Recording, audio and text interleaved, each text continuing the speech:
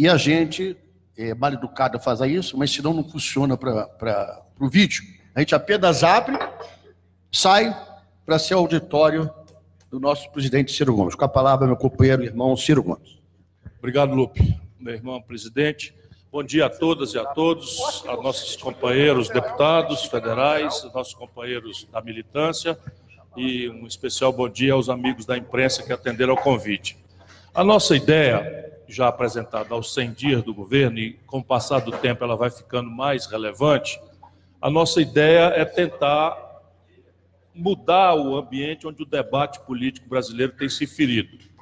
Nós acreditamos que, do jeito que as coisas estão no Brasil, nós estamos não só comprometendo gravemente o presente, mas ameaçando o futuro do país. Porque, se bem observarmos, parece que o ódio hoje é o bom conselheiro, ou é o péssimo conselheiro da esmagadora maioria da militância dos extremos. Então, um lado faz uma bobagem e justifica porque o outro lado fez a bobagem também, aí um outro lado faz a bobagem, o outro faz de conta que não viu, porque não quer ver, porque narrativas completamente fictícias, falseadas, e o nosso povo sofrendo talvez a pior, talvez não, com segurança, a pior crise socioeconômica da história do Brasil. Nós estamos completando 10 anos, os piores 10 anos em matéria de desenvolvimento dos últimos 120 anos. E para sair dessa subjetividade, desses sentimentos de amor, ódio, paixão, simpatia, nós então montamos o que nós estamos chamando de Observatório Trabalhista, e ele vai ser permanentemente atualizado. Daqui a pouco a gente vai avaliar se vale a pena ficar a cada 3 meses, mas como é um governo que está se instalando, nós achamos que o próprio equipamento do debate ajuda, como nós vamos ver, por exemplo, em ciência e tecnologia, eu sei bem o que aconteceu, a instrumentalizar a luta. Porque eleito um governo, o papel de quem não foi eleito, tendo disputado, é vigiar, fiscalizar, cobrar, pressionar para que o governo acerte mais do que erre. Essa é a psicologia nossa do PDT. E nós vamos, enfim, achamos que isso é uma ferramenta que instrumentaliza a luta do povo brasileiro para ter argumentos para, vamos dizer, orientar a sua luta num ambiente racional. Eu dou um exemplo muito caricato, se não fosse trágico, que é assim: o governo diz que a reforma da Previdência tem que passar do jeito que está, com as injustiças todas e com uma pressa absoluta, senão o país quebra, porque apontaria, não feita a reforma, um déficit de 280 bilhões de reais. E uma certa oposição entra no mesmo debate, sobre o mesmo assunto, dizendo que a Previdência não tem déficit, que tem lucro. Quer dizer, como é que uma sociedade se orienta se as suas referências se comportam dessa forma? E isso, evidentemente, é um assunto que a gente tem discutido muito, eu posso atender alguma pergunta depois, mas é bem um exemplo típico de como nós deveríamos ajudar o nosso povo a se equipar para estar na situação ou na oposição, orientando a nossa luta para que o governo, volto a dizer, acerte mais do que é. Então, nós fazemos essa plataforma de avaliação do governo, esse é o Observatório Trabalhista, com indicadores trimestrais de economia, saúde, segurança, educação, cultura, entre outros. Nós vamos, por exemplo, por sugestão da nossa militância, nós vamos agregar na próxima rodada, porque é um assunto que tomou relevo estratégico, não só pelo debate interno no Brasil, mas pelas cláusulas não lidas desse acordo que se estabeleceu do Mercosul. Nós vamos introduzir agora a velocidade do desmatamento, do desflorestamento no Brasil, que virou uma cláusula escrita do Tratado do Mercosul, diante da transgressão da qual a União Europeia pode restringir importações brasileiras de todas as naturezas, sem sequer precisar se explicar. Basta que tenha o número, né, de desmatamento, ou de desrespeito a comunidades indígenas, ou de desrespeito a biomas sensíveis, a recursos hídricos estratégicos, etc. Isso é uma tentativa de avanço no debate da política de desenvolvimento do Brasil, é uma ferramenta colaborativa, todo mundo pode participar, porque a gente divulga isso na internet, e ela é interativa. Por exemplo, essa ideia do desmatamento já veio da base da nossa militância. E aí temos aí um site por onde nós podemos receber questionamentos, perguntas, críticas. Todos os dados, pode passar, todos os dados são de fonte oficial. Portanto, nós vamos reparar aqui, alguns dados nós temos dificuldade de atualizar, e nós estamos sempre criteriosamente comparando alho com alho e bugalho com bugalho. Ou seja, se nós vamos, por exemplo, comparar o investimento em saúde, nós fazemos o investimento em saúde no mesmo período dos governos anteriores, na mesma data, com as mesmas sazonalidades e a valor constante. Portanto, não tem nenhuma falácia, nenhuma pegadinha, nenhum truque de estatística para que, de fato, a ferramenta seja importante. Nós temos dados sobre tudo isso, né? Acabou de passar aí, e vamos começar aqui, não preciso dizer todos, porque nós vamos disponibilizar para todo mundo, a partir da internet e com kits para a imprensa. Nós vamos começar por aquilo que nos parece ser o mais grave por causa disso. Nós estamos terminando a pior década em matéria de desenvolvimento econômico dos últimos 120 anos no Brasil. Então, veja bem, o esforço de arrecadação do governo. Então, a receita líquida do governo, a receita total e as despesas com tudo menos dívida, com tudo menos juro. Nós estamos vendo aí uma estabilidade na receita total do governo, o que é um sintoma, né, de que a economia está parada, porque não há evolução, né? Nós arrecadamos 536 bilhões em 2018, no mesmo período, 539 no mesmo período, já diz, deflacionado, valor constante, então é como se fosse a mesma moeda o tempo inteiro. 447, 445, cai até a receita, né? E a despesa primária está contida ali em 451, 448, comparando os dois períodos de 18. Mas temos 2012, 14, 16 e 19. A receita é maior no início do ano, por isso a impressão de equilíbrio em relação às despesas. Isso é sazonal, logo mais nós vamos ver o déficit se apresentando nas outras edições. Para frente, por favor. Bom, aqui estão as despesas do governo central. Essa linha pontilhada, eu não vejo cores, mostra a tragédia, né?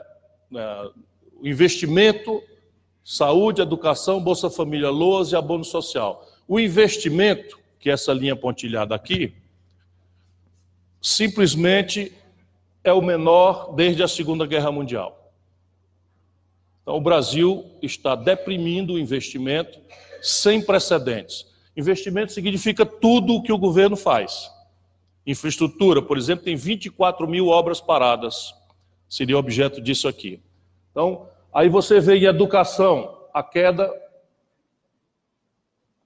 caindo consistentemente a partir de 2014, o investimento em educação, e não se reverte, pelo contrário, está se agravando, né? O Bolsa Família, LOAS, sobe um pouquinho e estabiliza, e a saúde também em queda. Então isso aqui é uma concretude. Não adianta eu dizer que é prioridade uma coisa, se quando a gente vai ver o executado do orçamento, está aí em números oficiais do governo. Adiante, por favor. Desemprego. A população subutilizada, que é a antivéspera do desemprego aberto, está crescendo perigosamente no Brasil desde 2014. Em 2014, nós tínhamos 15 milhões de pessoas subempregadas, com 6,7 milhões de pessoas desempregadas. Subimos para 20, 27, 28% da população subutilizada. Isso aqui é gente que está a meio expediente, enfim, na véspera de ser desempregado. O emprego e o desemprego estabilizado em 13 milhões de pessoas também explode a partir de 2014, 6,7 para 2 vezes mais. Adiante, por favor. Aqui é em percentuais, né? Ali era o número absoluto de pessoas, 13 milhões de brasileiros, e aqui os percentuais. O desemprego está estabilizado, 12,7, 2,4, entre 2018 e 2019, praticamente estagnado, mas segue a população subutilizada, que é a antivéspera do desemprego aberto, em alta no Brasil. Isso aqui é a taxa, não é, de desemprego entre os jovens de 18 a 24 anos. Isso aqui, na nossa opinião, é a antessala da violência. Quer dizer, a primeira explicação da violência é que se nós vamos encontrar o desemprego total da população brasileira em 12,5%, quando a gente vai entre os garotos de 18 a 24 anos, isto vai a 27%. uma discreta queda no período, comparado a 2018, de novo começa a explodir a partir de 2014. Explode para 25, 28, 27, o desemprego aberto entre os jovens de 18 a 25 anos no Brasil. A renda média brasileira, também nós acompanhamos, isso é valor deflacionado. A renda média dos trabalhadores brasileiros está em R$ 2.310, praticamente estabilizada. E a renda média dos empregados do setor privado, porque isso aqui entra tudo, setor público, setor privado, R$ 2.300. Daqui, por exemplo, sai um dado relevante. 83 de cada R$ 100 do sacrifício pedido pela proposta de reforma previdenciária do Bolsonaro pesam sobre quem ganha até R$ 2.000. Portanto, é em cima da renda média do povo mais pobre. 83 de cada R$ 100 de sacrifício em cima de quem ganha até R$ 2.000. E quem está no setor privado tem até uma discreta queda no valor da renda média, que aqui apura só a renda de quem está trabalhando. A inflação, aqui o que nos chama a atenção na inflação é da alimentação. De novo, aqui tem um dado relevante. Como todo mundo sabe, o governo Bolsonaro resolveu congelar o salário mínimo sem atualização real. Se o salário mínimo é gasto praticamente na família mais pobre, só com comida e com energia em casa, esses dois insumos subiram bastante acima da inflação. Ou seja, a renda disponível do trabalhador brasileiro está em depressão. Então nós vamos ter o IPCA em 4,7%, que é o índice médio, mas o povo às vezes desconfia que diabo é isso, se a inflação é média, se a gasolina sobe, se o gás sobe, se a comida sobe, é porque o IPCA é uma média e essa média ela evolui do padrão de consumo de classe. Então, se o cidadão só consome comida, energia e vale transporte em casa, esses insumos subindo, para ele a inflação é muito maior. Por isso a gente deflaciona e a de alimento está em 7,7%. E nos bens e serviços livres, ali ao redor dos 4,7%. E nos bens e serviços monitorados, que é a estratégia do governo, tem uma pequena queda. Isso, são os preços controlados pelo governo. Energia, água, o esgoto, a gasolina, de alguma forma, na refinaria. A gasolina na refinaria é controlada, na bomba não. Adiante, por favor.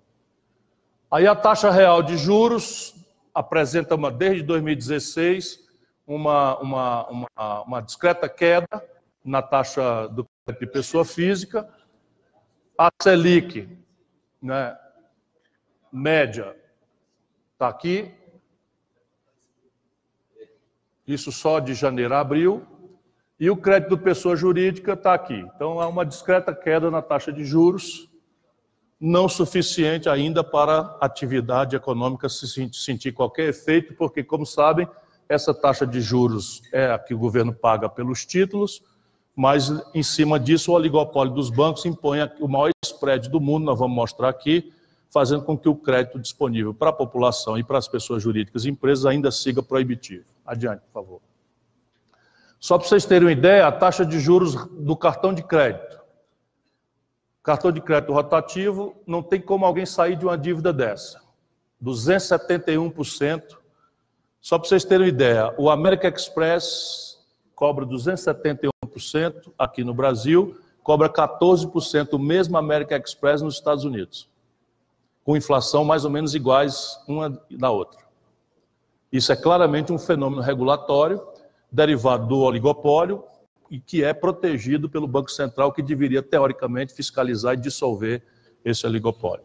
Isso são dados para a gente saber onde estamos pisando, e orientar o debate. Adiante. A taxa de câmbio segue sendo pressionada para a tendência a 4. Nesse momento está em 3,84, já corrigida pela inflação brasileira e americana. Isso é um dado seguinte, isso é um dado permanente, fixo. Então, a taxa de câmbio real, descontada a inflação do Brasil, descontada a inflação americana, entre 2018 e 2019, é em alta. Ao contrário também da mistificação de que as expectativas iam mudar, de que o Brasil ia trazer o câmbio para 1,80 e tal. Pelo contrário, estamos sentindo claramente, é uma tendência consistente, uma pressão de alta na nossa taxa de câmbio no Brasil. E aí é bom lembrar, nós estamos no Facebook, portanto, deixa eu explicar, é bom lembrar que ninguém do povo compra dólar. Mas o dólar é um preço relativo que mexe com todos os preços da vida real do nosso povo. Por quê? Porque a gente não compra dólar, mas come pão. E pão é feito de trigo e o Brasil não produz trigo suficiente, compra trigo de estrangeiro com dólar. Então, se o dólar sobe de 2,60 para 3,80, você vai precisar de mais real para comprar a mesma quantidade de trigo, portanto, o preço do pão acaba subindo. Assim, os remédios, assim, a gasolina, o governo brasileiro está com 1/3 da capacidade de refino do Brasil, da Petrobras, parados, e está importando 206 milhões de barris de gasolina, óleo diesel, em dólar. E aí as pessoas passam a entender por que o preço também sobe para R$5 na bomba, porque agora nós estamos mandando para a bomba de gasolina do Brasil dólar, quando nós podíamos perfeitamente estar produzindo só em real nas refinarias da Petrobras. Tudo crime. Sim? E vão vender e vai piorar. Quer dizer, pretendem vender e vai piorar muito. Né? Se o povo brasileiro não reagir, é isso que vai acontecer. Vamos à frente. Aqui é um dos sintomas mais constrangedores para o grande business internacional. Então, todos os países, o tal mercado, olham para o Brasil já com grande insegurança, por isso o reflexo na taxa de câmbio, porque por mais que se faça o que está se fazendo, por mais selvageria que se pratique, por mais é um modelo equivocado. E o que acontece? Na hora que a gente faz tudo o que está fazendo e a economia não anda, e o arroxo vai para o limite de constranger todos os consumos das famílias, etc., você vai explodir nesse indicador, que é a dívida pública. Então, todo o desequilíbrio da conta do governo vai virar dívida. E essa dívida está subindo de forma absolutamente perigosa. Ela toma esse galope a partir de 2014, por causa da alta da taxa de juros, e atinge 5,4 trilhões com T de tapioca de reais. Qual é a diferença entre dívida bruta e dívida líquida? Isso é só tecnicalidade. Dívida bruta é toda a dívida que o governo é o devedor. Dívida líquida pega a dívida bruta e diminui aquilo que o governo é credor. Por exemplo, a dívida ativa, os impostos que não foram pagos. Só que essa daqui é exigível à vista. E essa aqui, Deus sabe quando é que entra. Então, a dívida bruta que interessa. Essa é porque ela... E o pior dela é o seguinte, não é o volume.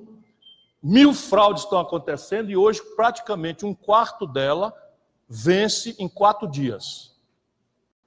Então nós estamos falando de um ajuste fiscal dentro desse quadro que o Bolsonaro reproduzindo, Paulo Guedes, que já vem do Meirelles, que já vem de tudo, isso aqui simplesmente é insolúvel dentro desta matriz que está aí. Se não mudar o modelo, não tem solução.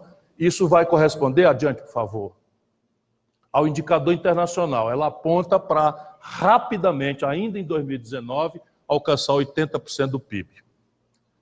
Então, aí, por que se compara dívida com PIB na literatura e no mundo? Porque dívida pública no mundo e na literatura, por definição, é de longo prazo. Porque dívida pública corresponde à poupança de longo prazo da sociedade, caderneta de poupança das viúvas, o FGTS dos trabalhadores, o FAT, etc. Isto é dívida e o governo é titular. Então, ela é de longo prazo. Por isso que você refere com PIB, que é o conjunto de riquezas. Ora, só que ninguém paga dívida com PIB, você paga dívida com os impostos. Portanto, no Brasil, há uma violação da literatura, as melhores práticas internacionais, porque a nossa dívida é de curtíssimo prazo. Então, ela é 78% do PIB e vence, como eu já disse para vocês, 1/4 dela, 26% dá 1 trilhão e 400 bilhões de reais, vence em 4 dias, Damião. E aí tem que rolar num negócio completamente criminoso chamado Operação Compromissada do Banco Central.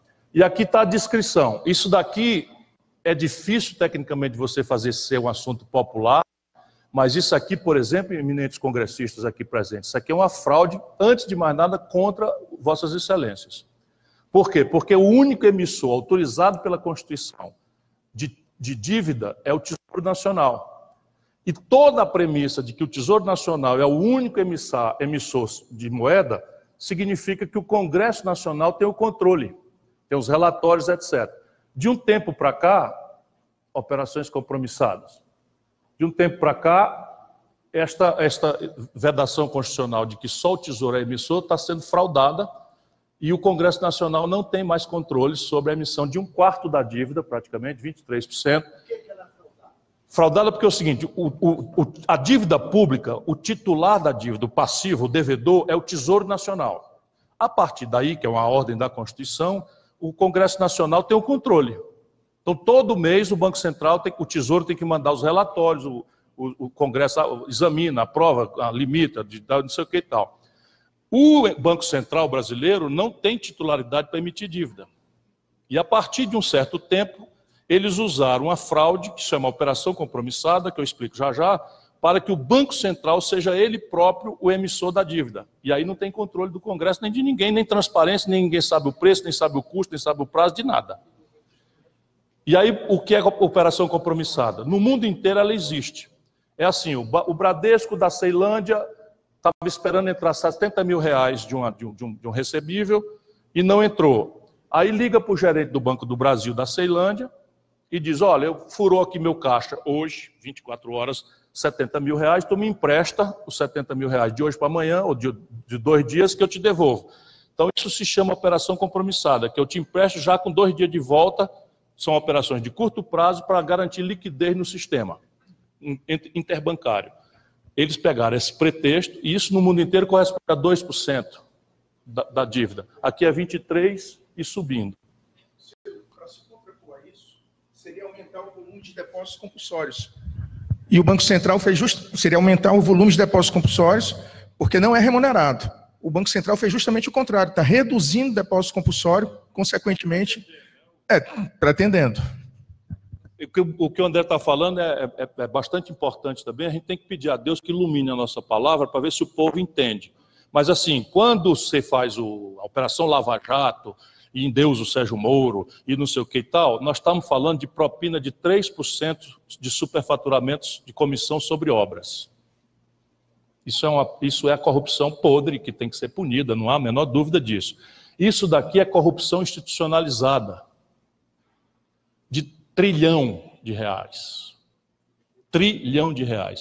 Então, o que o André está falando é o seguinte, quando existe muito dinheiro no mercado, você tem um risco de ter inflação. Então, o Banco Central é obrigado, no mundo inteiro, a controlar o volume de moeda, e ele faz, então, o que se chama depósito compulsório.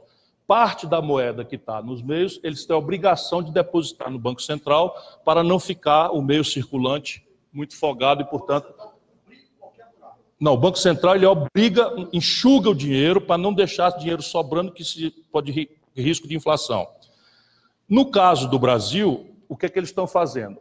Eles estão com muito dinheiro de compulsório e fazendo operação...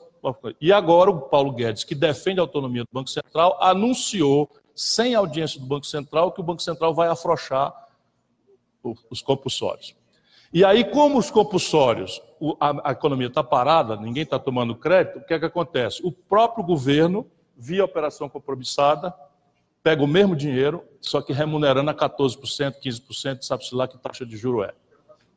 Tudo assalto à mão desarmada, corrupção de R$1 trilhão.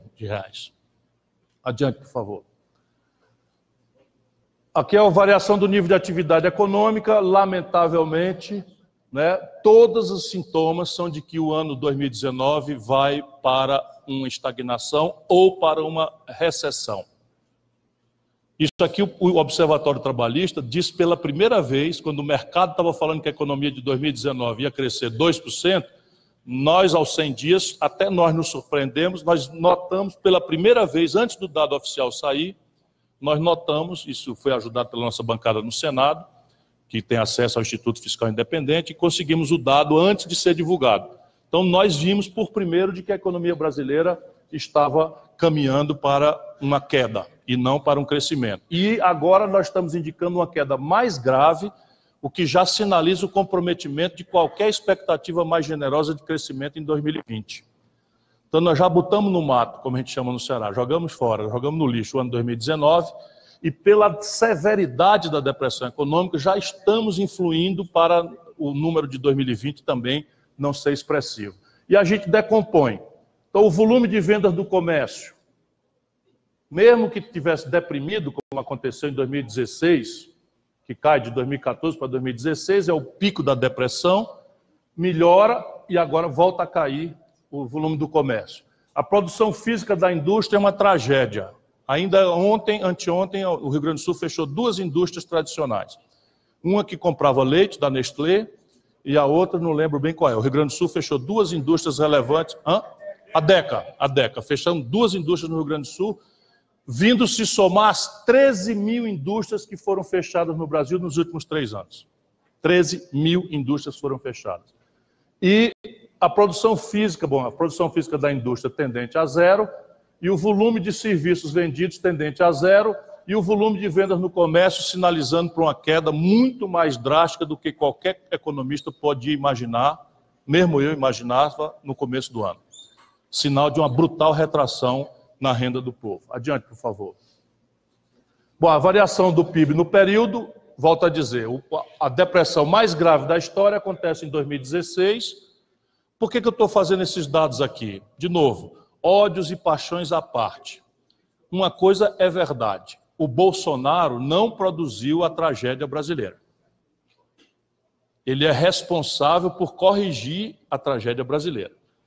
Portanto, para a gente ser honesto, a tragédia começa aqui. Em 2014, o fundo do poço, que é a maior queda da história do Brasil, acontece em 2016. Depois você tem, aí aqui já é o Bolsonaro depreciando as providências que tinham sido tomadas ali no Michel Temer, né, e que basicamente aqui é a liberação do FGTS, etc., deu um fôlegozinho, mas agora as restrições, que vocês vão ver agora, a radiografia dessas restrições, o Brasil, em 2019, está mostrando claramente que o crescimento desse ano será próximo de zero ou abaixo de zero. Adiante, por favor. Aqui nós estamos calculando a capacidade instalada da produção brasileira. Quer dizer, quantas geladeiras o Brasil é capaz de produzir, para dar um exemplo. É capaz de produzir 100. Quantas está produzindo hoje? 75. E isso piorou.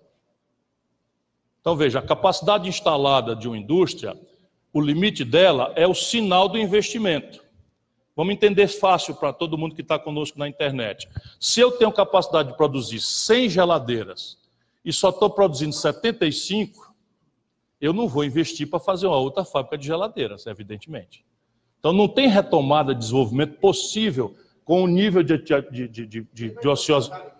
Nem vai contratar ninguém, evidentemente. O desemprego também não tem de onde vir a resposta, porque é basicamente quem emprega para pagar salários decentes é a construção civil, que nós vamos ver aqui também, e a indústria. O agronegócio ele é muito automatizado, muito mecanizado, emprega muito pouca gente. Adiante, por favor. Isso aqui é o sinal evidente. O número de pessoas físicas inadimplentes, a minha obsessiva preocupação, são agora 62 milhões e 500 mil brasileiros, e permanece crescendo o número oficial de brasileiros com nome sujo no SPC e no Serasa. Se fosse 1 milhão, 2 milhões, 5 milhões de pessoas, isso era um problema de falta de educação financeira, de planejamento, mas 63 milhões de pessoas, isso é um problema macroeconômico. Isso aqui é o principal motor da atividade econômica. O consumo das famílias é responsável por 60% da alavancagem do PIB, do crescimento econômico. E o consumo das famílias vem de salário / emprego e de crédito. Se você tem salário / emprego em depressão e o crédito estrangulado, colapsado, para dizer a palavra correta, dessa forma, também não há como você imaginar que expectativas reversas vão mudar o quadro brasileiro. Portanto, é completa mentira ou completo engano, escolham aí a palavra que vocês quiserem, dizer que passar a reforma da Previdência vai reverter expectativas. Não vai acontecer nada, vai ser a maior ressaca política da história contemporânea do Brasil. O dia seguinte de que qualquer reforma da Previdência passar, não vai acontecer nada na atividade econômica e não vai acontecer nada na conta pública, como a gente vai tentar demonstrar na sequência. Adiante, por favor. Fenômeno novo, gravíssimo. a inadimplência agora não das pessoas físicas, mas das pequenas e microempresas do Brasil. Vale lembrar que elas respondem por 7 em cada 10 empregos da nossa economia. Olha o que está acontecendo. 5.300.000 micro e pequenas empresas estão negativadas no Serasa. Estão colapsadas no crédito. Isso é antivéspera da falência. Né? É a antecedência da falência. E olha a ascendência veloz com que está acontecendo essa exacerbação da inadimplência das micro e pequenas empresas. Óbvia causa, política de juros absolutamente estúpida, né, do governo brasileiro. Adiante. O endividamento das famílias, também a partir de um pico de 46% da renda delas, ela está voltando a subir. Então as famílias hoje estão comprometendo com dívida 43% da sua renda média. Né? E o comprometimento das rendas só com dívida e juro, 20%. Adiante, por favor. Se as famílias estão muito endividadas, também a tendência delas é não expandir o consumo. Não expandindo o consumo, não tem a ferramenta de expansão da atividade econômica. Por isso que esses dados são importantes, se a gente conseguir popularizar, porque você vai começar a acompanhar e vai começar a não ser mais fácil se engabelar o povo, né, com essas conversas de propaganda, de jornal, etc. Bom, aqui nós temos a aberração das aberrações do mundo, que é o volume de crédito no sistema financeiro brasileiro, a preços de abril de 2019, né, média, entre janeiro e abril, e a fonte sempre é do Banco Central. Então, veja, a partir de 2016, começa a acontecer no Brasil uma coisa que é única, não creio que outro país tenha vivenciado isso. O volume de crédito acontecendo na economia passa a ser maior na pessoa física do que na pessoa jurídica. Pessoa jurídica, vamos lembrar, são as empresas. Então é o seguinte, hoje o endividamento das pessoas, das famílias no Brasil é maior do que os das empresas. Vê se pode essa aberração. O que é um sintoma, de novo, as empresas estão captando menos crédito que as famílias, sinal de falta de atividade econômica. Adiante, por favor. Aqui é o tal spread, que na verdade é a diferença entre o custo de captação dos bancos e aquilo que eles cobram na média das pessoas físicas e jurídicas. Então, no Brasil, é o maior do mundo. Nós estamos falando, tem uma queda, uma tendência de queda, que é muito sintomática de quadros de depressão econômica, não é providência de governo, mas há uma queda, né? A Selic também está no menor nível dos últimos, sei lá, 12, 15 anos, mas ainda assim a economia está catatônica. Mas olha o nível de spread do Brasil. Quer dizer, você está cobrando ao redor de 42% para descontar uma duplicata, por exemplo. Hein? Real, 42% para descontar uma duplicata. Só para vocês terem uma ideia, nos Estados Unidos cobra-se 1,75 ao ano.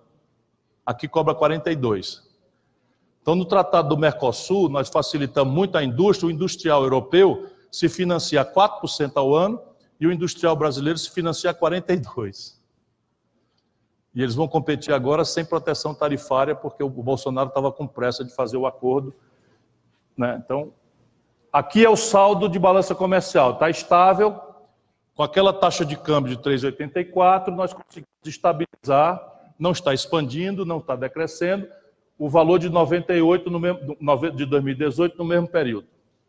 De janeiro a maio, nós exportamos 94 bilhões de dólares e importamos agora 71 bilhões de dólares. Então, tem um saldo de balança comercial aí de 23 bilhões de dólares no período. Adiante. Agora, outra tragédia brasileira, não é?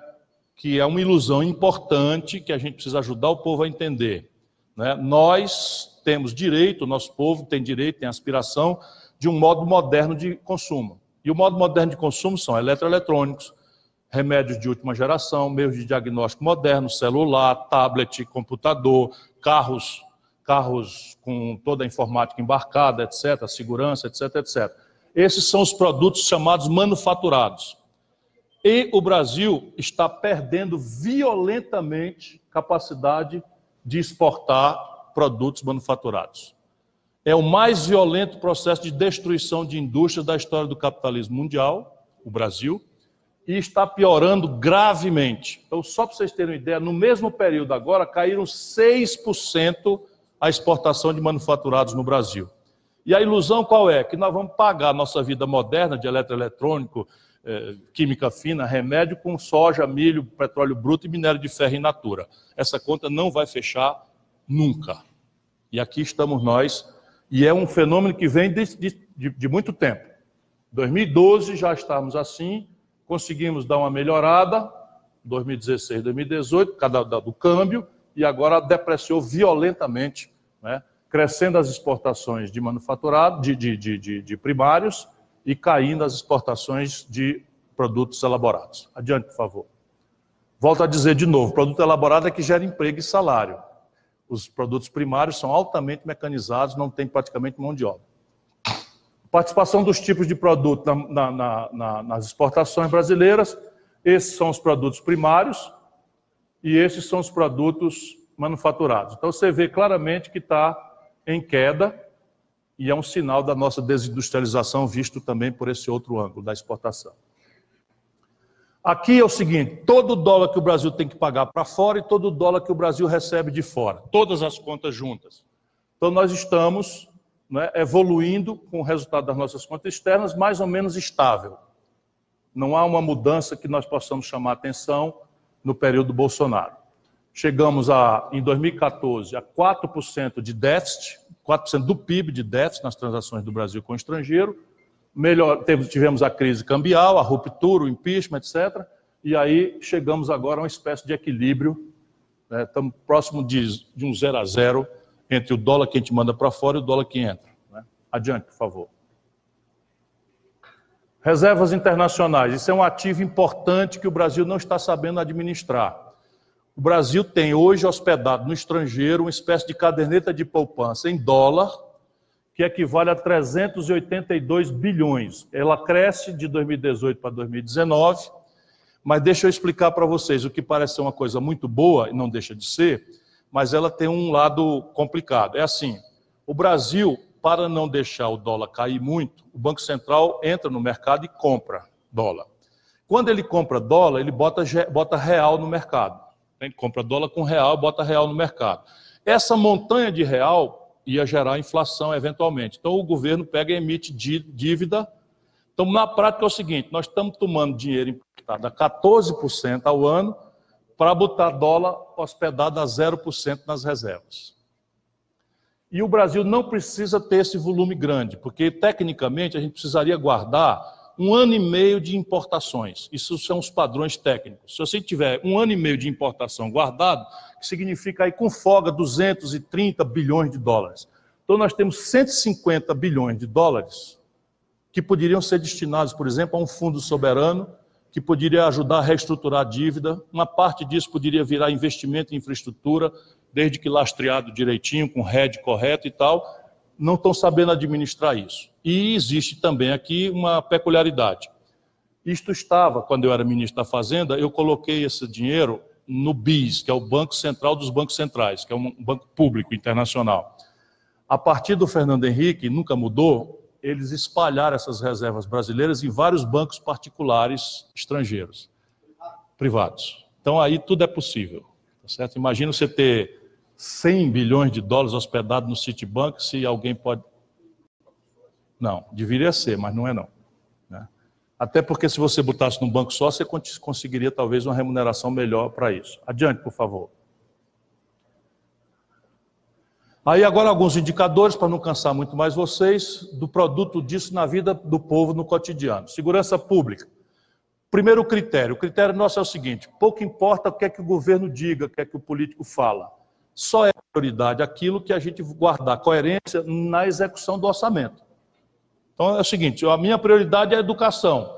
Quando eu for governador, você tem que olhar o meu governo e tem que olhar se o que eu falo, se eu estou gastando o correspondente à minha conversa na educação. E aqui lá se vem a tragédia vista do povo brasileiro, vista por outro lado.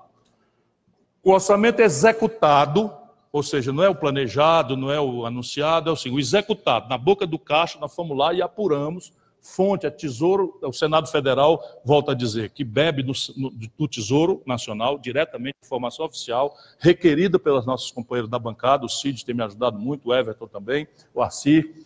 Então, veja bem, entre janeiro e maio, a preço constante, portanto, comparando alho com bugalho, isso, alho com bugalho, porque janeiro, fevereiro é bom, é ruim, não interessa. Então, vamos comparar de janeiro a maio do ano 2012, nós gastamos 3,5 bilhões de reais em segurança pública. Em 2014, no mesmo período, 3,5 bilhões.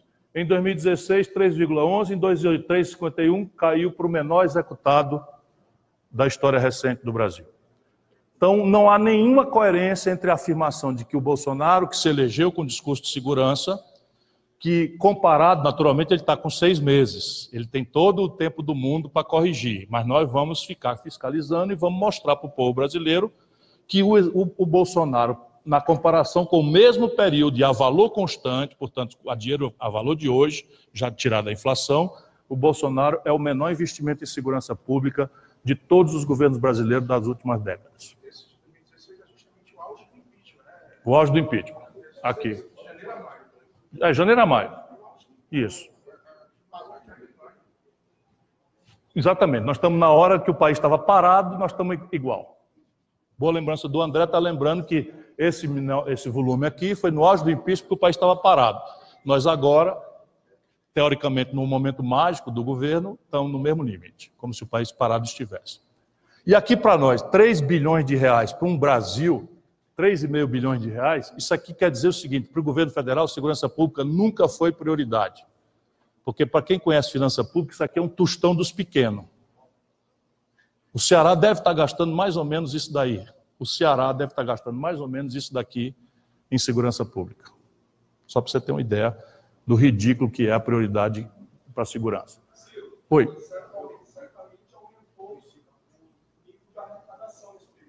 Nesse período, sim, um pouco. Nós já mostramos, você chegou logo depois. Sim. Aumentou a arrecadação, né? Qual é a explicação? O Brasil hoje está no caixa, tem no caixa, senhores parlamentares, 1 trilhão de reais. Então, o Brasil, nosso país hoje, o Tesouro Nacional, tem 1 trilhão de reais no caixa. Fechado, trancado lá. É evidente que aí você tem convênios que são vinculados para cá e para lá, então que tem que ir abatendo, mas tem 1 trilhão de reais no caixa. Por exemplo, aquele 280 bilhões que eles desesperadamente pediu ao Congresso para se endividar, pagando 14% em cima de um gasto que ele podia ter, pelo menos, atenuado com a reserva que tinha. São escolhas, e sempre no fim o banco ganha. Sempre o banco ganha, sempre o setor financeiro ganha. Isso é o que explica o Brasil. Então, agora os indicadores de segurança, sempre com uma defasagem importante, mas felizmente aparece uma boa notícia agora em 2019. O número de mortes violentas, isso aqui é só o período do mês, isso aqui é o ano, tá? Nós estamos caindo de 57 mil homicídios para um número bastante menor esse ano. Então, é uma notícia boa. Isso aqui, esse asterisco indica 4 meses. Aqui são os números do ano. Mas há uma clara tendência no Brasil inteiro, não é fruto de uma política pública, pode até ser de expectativa, mas não se compreenderam ainda, os especialistas não entenderam ainda, mas há uma notícia boa, há uma reversão importante, não é pequena. No Ceará caíram 59% dos homicídios. Foi a maior queda do Brasil, mas em todo canto está caindo pelo menos 30%. Então é um número relevante. Agora, feminicídio crescendo, não temos o número porque não há o dado oficial ainda, e estupros crescendo de forma assustadora. Os estupros no Brasil, e isso tem uma explicação psicossocial. É o reacionarismo obscurantista, machista, misógino que dominou o discurso oficial, que fica sendo replicado, transforma-se imediatamente numa certa autorização para a barbárie nas famílias menos apetrechadas para se proteger dessa tendência.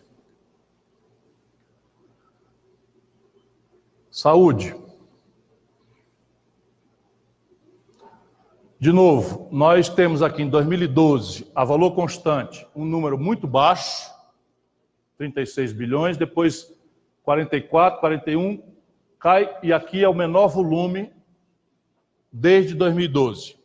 Então, é vice-campeão de gasto a menor em saúde pública. Suba para cá, nosso deputado Túlio Gadelha, e chegou também o Nogueira, nosso deputado, está aqui. Flávio Nogueira. Então, veja, a valor constante, né, os gastos também estão caindo com saúde pública. Nós vamos ver a consequência disso em alguns indicadores. Nós temos muitos indicadores, mas eu resumi aqui nessa apresentação alguns poucos. Adiante, por favor. Por exemplo, a cobertura de saúde da população brasileira está aumentando o acesso ao SUS. Por quê? A crise tirou dos planos de saúde privados, por falta de capacidade de pagar, 1.600.000 brasileiros da pequena classe média. Abandonaram os planos de saúde e vieram estressar o SUS. Portanto, teoricamente, nós temos que estar expandindo o SUS e a população não está tendo esse serviço. A população com plano de saúde é 24,40, caindo, e a população do SUS, 77%. Ou seja, o SUS é o único refúgio para a saúde de 80% quase por cento do povo brasileiro. Adiante. Taxa de natalidade e mortalidade. Taxa de natalidade estamos na queda. A mortalidade, né, deu uma crescida. A mortalidade no Brasil, mas é discreta, vamos ver se confirma a tendência. E isso aqui é um indicador constrangedor, né? Nós temos hoje, gravemente, o pior número de imunização, mesmo considerando dados só do primeiro semestre. Então, por exemplo, o Brasil, nesses 6 meses, perdeu o certificado internacional de área livre de sarampo. Perdemos. E o surto de sarampo na Amazônia não foi cercado pelo devido programa de imunização, que pode confinar um ciclo, de maneira que é provável que esse ciclo, já tinha advertido lá atrás, já começou. Vai passar para o Centro-Oeste e vai alcançar o Sudeste ainda esse ano, porque a cobertura vacinal caiu violentamente. Nós estamos frequentando até 86%, mais 78%, e caiu para 57% a cobertura vacinal no Brasil. Isso supõe muitos problemas, gravíssimos problemas, e, de novo, é uma ferramenta para a opinião, os sanitaristas, as pessoas que têm capacidade de formular e chamar a atenção do presidente. Ele nem sempre é obrigado. Eu, por exemplo, sou uma pessoa muito equilibrada e honesta nisso aqui. Não tem sentido achar que o Bolsonaro é obrigado a saber de tudo. Portanto, é papel da sociedade, instrumentalizado pelas suas organizações, o PDT se oferece para isso, ajudar o povo a orientar o debate. Quem sabe essa palavra chega para o Bolsonaro, ele dá um pito no ministro e essas coisas podem ainda ser corrigidas, pelo menos é a esperança que nós temos. E aí nós abrimos por todos os tipos de doenças mais graves. Adiante, por favor. Educação. Execução orçamentária. Depois de uma depressão monstruosa em 2012, nós também temos o gasto caindo pesadamente em educação. Passa de um limite de 38 bilhões para 33 bilhões, comparando o mesmo período de cada ano, sempre lembrando disso. Então, isso é outra tragédia, numa hora que o Brasil precisa desesperadamente expandir o gasto com a educação. Adiante, por favor. E aí as matrículas, nós vamos acompanhar, né? Crianças em creche é um dado que está melhorando bastante no Brasil por conta de ações locais. É bom que a gente traga essas boas notícias também, mas ainda é muito pífio o número de crianças brasileiras necessitando de creche que estão nelas abrigados. Então, só 29 de cada 100 crianças na idade de creche estão chegando. Nós vamos chegar a 50% em Fortaleza, os dados que eu acompanho mais de perto, 50%, que é quase o dobro da média brasileira, e isso é ridículo para um país como o nosso. Lembrando que, quanto mais pobre a família, mais dramática é a necessidade desse tipo de serviço.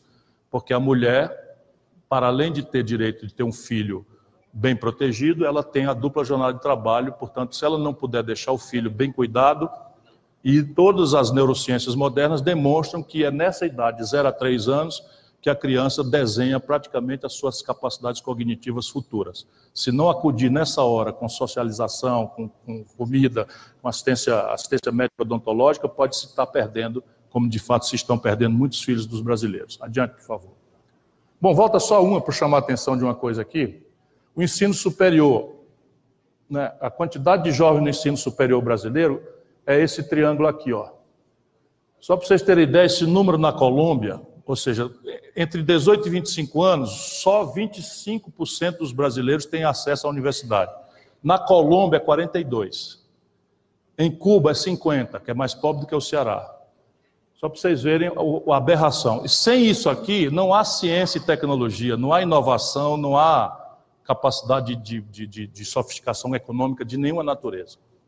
E nós estamos restringindo a expansão da educação. Aí, estudo e emprego, né? Jovens de 15 a 29 anos que não estudam nem trabalham. Olha o tamanho da tragédia. 1 em cada 4 garotos e garotas de 18 a 25 anos estão nessa condição que, ironicamente, os técnicos estão chamando de nem-nem. De 15 a 29, isso, correto. De 15 a 29, nem estudam nem trabalham, o que agrava o argumento. 15 anos tem que estar estudando de qualquer jeito. Então, 1 de cada... E é um número que cresce, está crescendo no Brasil. Volto a dizer, isso é a antessala da violência, porque rondando esse jovem estão todos as ofertas ilusórias da rua, do narcotráfico, etc, etc. E a percentagem de negros nesse grupo, de que nem estuda nem trabalha, 2/3, mais de 2/3. 67% dos jovens que não estudam nem trabalham no Brasil são negros. Se não tiver política afirmativa e tal, você não tem como superar isso. Adiante, por favor. A Tabata tem uma entrevista notável analisando isso outro dia. Bom, ciência e tecnologia tem uma notícia boa. A briga melhorou um pouquinho, né? Mas repare, nós já chegamos a 2 bilhões e 300 milhões em 2014 e estamos em 1 bilhão e 470 milhões aqui, né? Também caindo em relação à proporção, mas do último dado para hoje, deu uma melhoradinha, como a gente pode examinar. Adiante, por favor. Cultura. Nós do PDT consideramos cultura como uma coisa central, porque é aí que se afirma a identidade nacional, daí, por exemplo, deriva os padrões de consumo, daí deriva o apreço ou não apreço que a população tem pelo conjunto da nação, e é na cultura que se afirma. Olha a tragédia que está acontecendo no Brasil. Primeiro, nunca foi prioridade, né? O orçamento executado em cultura, 350 milhões, 360 milhões na melhor hora. Para um país como o nosso, volto a dizer, isso é ridículo. Mas agora caiu para 220 milhões. Né? Então cai o gasto em todos os setores de repercussão popular. Adiante. Meio ambiente. Execução orçamentária tem uma discreta alta aqui no período Bolsonaro. Portanto, a gente não omite o dado. Sai de 870 milhões para 940 milhões no período o gasto com o meio ambiente, mas ainda aquém do que se gastava em 2012 e 2014. Pronto. Agora nós estamos à disposição para tentar responder questionamentos, perguntas, etc. As difíceis vão ser feitas por Lupe e as fáceis para mim. Deputado Bismarck, aqui para a mesa. Microfone esse aqui.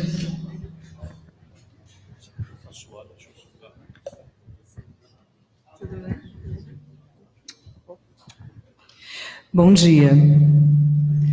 O meu nome é Paola Braga, eu estou secretária executiva de Cultura de Fortaleza e gostaria de perguntar a sua opinião sobre o desmonte acelerado da cultura no Brasil. Nós sofremos a extinção do MINC, né, do Ministério da Cultura, e atualmente nós estamos vendo centros culturais ligados aos bancos públicos também prestes a fechar, né? 70% do orçamento para a cultura do BNB já foi cortado esse ano. O Centro Cultural da Caixa Econômica também está a galope para fechar, né? E a gente, a classe cultural não consegue nem reagir na velocidade do desmonte, né? Com muito custo, a gente conseguiu que o recurso da loteria para o Fundo Nacional de Cultura não fosse integralmente para o Fundo de Segurança, que a gente inclusive não viu aí para onde esse dinheiro desse fundo foi, porque foi tirado da educação, mas não conseguiram tirar da cultura, mas esse recurso também não vem para os municípios e para os estados. Então, eu queria saber a sua opinião sobre isso, por favor.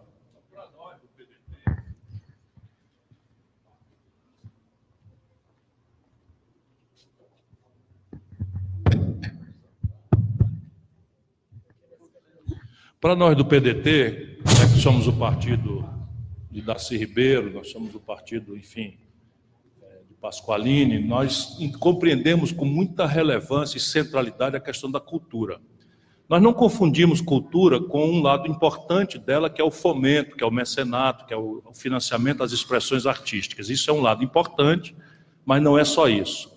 E aí, a minha opinião, falo menos pelo partido e mais por mim, é de que isso guarda coerência, o desmonte da cultura guarda coerência com a base ideológica que orienta esse governo. Esse é um governo, volto a dizer, que tem guru que põe em debate se a Terra é uma esfera ou não. Esse é um governo que, enfim, faz a apologia, né, da misoginia, faz a apologia da homofobia, faz a apologia do machismo, porque isso tudo só vai cair, porque só tem prosperidade, porque do outro lado existe uma certa esquerda que, ao perder a capacidade de formular em abstrato uma visão de mundo, né, que supere a desigualdade, a miséria, a pobreza nas estruturas, refugiou-se generosamente, também não é maldade isso, mas refugiou-se generosamente numa agenda identitária. E essa agenda identitária foi a tal forma exagerada que ela acabou colidindo com uma certa moral popular. Então você tem coragem, Bolsonaro foi na bancada do Jornal Nacional, numa audiência potencial de 60 milhões de pessoas, e teve coragem de entregar uma cartilha falsa, dizendo que era um kit gay, que o PT estava querendo impor para os filhos dos trabalhadores nas escolas.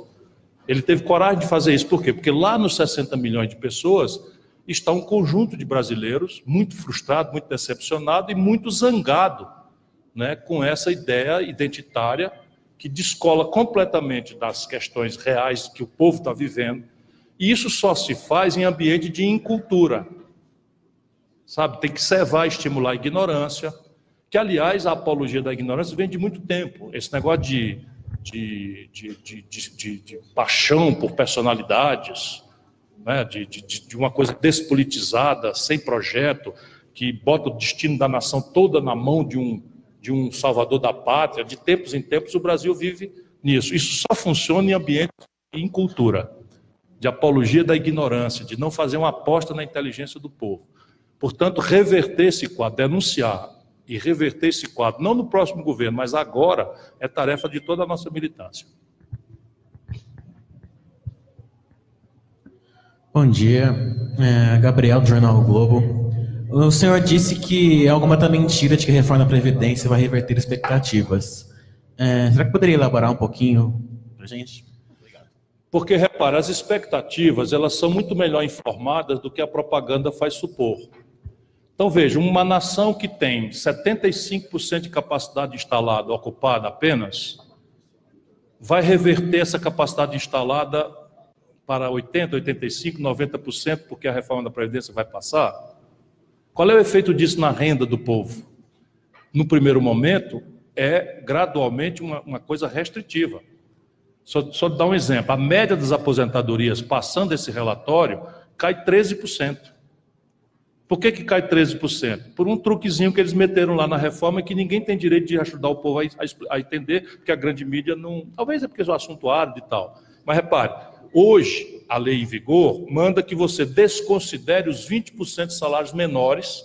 Você começou estagiário, ganhando salário mínimo e meio, aí profissionalizou-se e tal. Então, por isto, o legislador manda tirar do cálculo do seu valor de aposentadoria os 20% menores salários e calcula sobre os 80 maiores.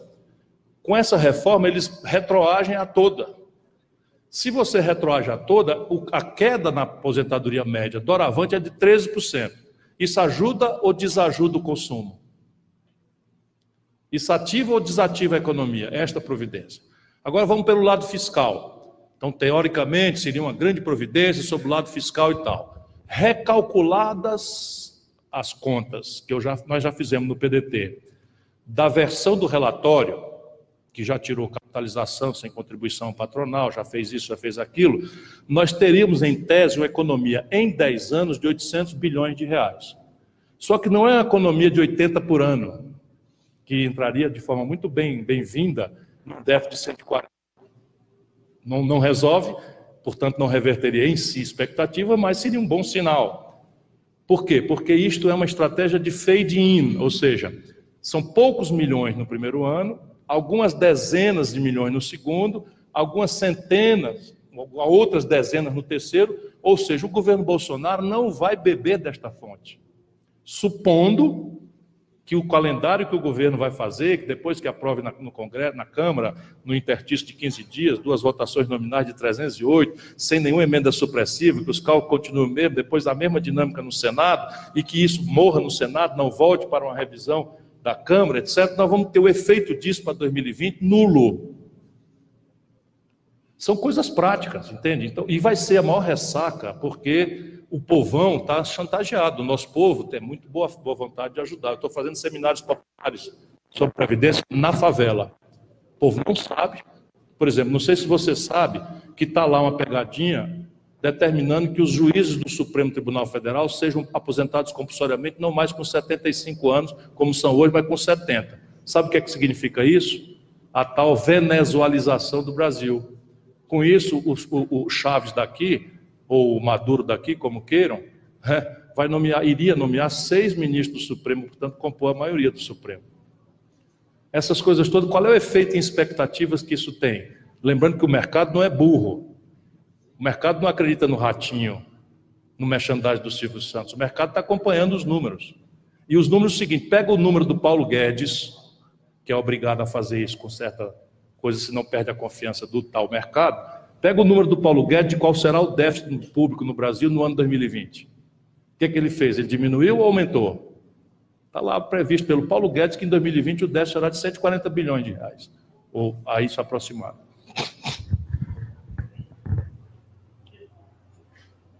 Doutor Ciro, Eumano Silva, Portal Metrópolis.